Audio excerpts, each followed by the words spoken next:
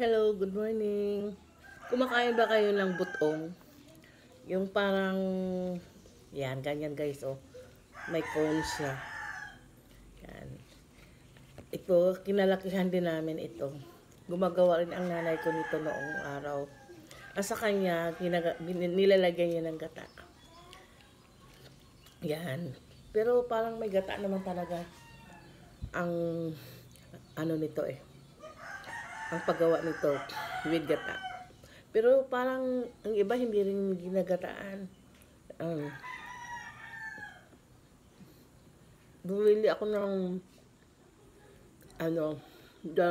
isang praso lang yun. Pero dalawa kinuha ko. Sa parang kapatid ko na nagtitinda.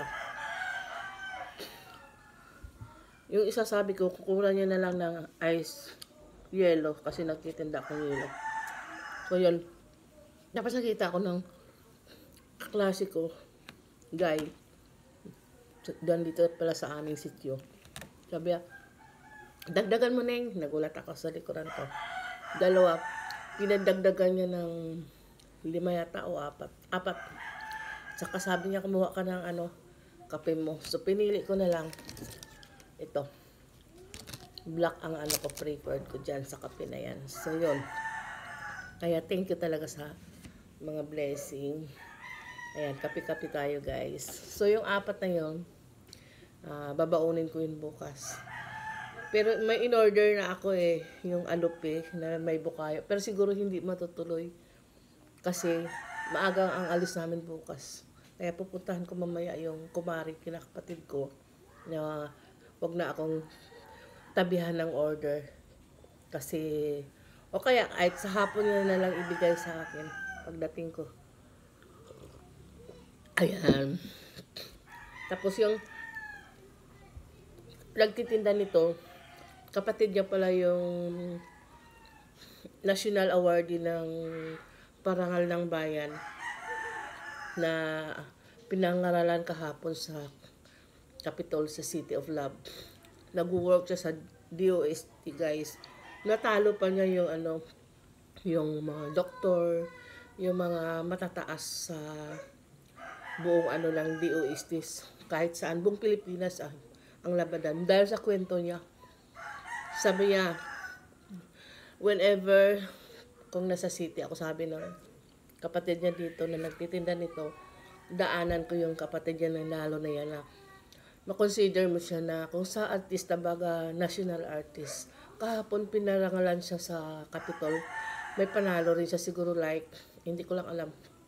Pero mga 100,000 yan plus or more. Or I mean, double siguro, parang ganon. Natalo pa yung mga kwento ng mga prominent na mga talagang kumbaga bigatin talaga. Kasi yung story kasi niya very inspiring. Galing siya sa wala. Kapitbahay kababata ko siya Kaya, ewan ko lang kung may time bukas. Kasi napapadaan na ako dun pala sa na yan. Hindi ko alam na naandyan siya. Kaya congrats to Cornelio Mabera. Congrats sa iyong award.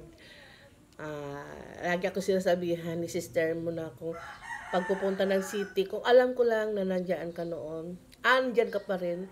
Kasi nasa admin na siya guys, biruin mo.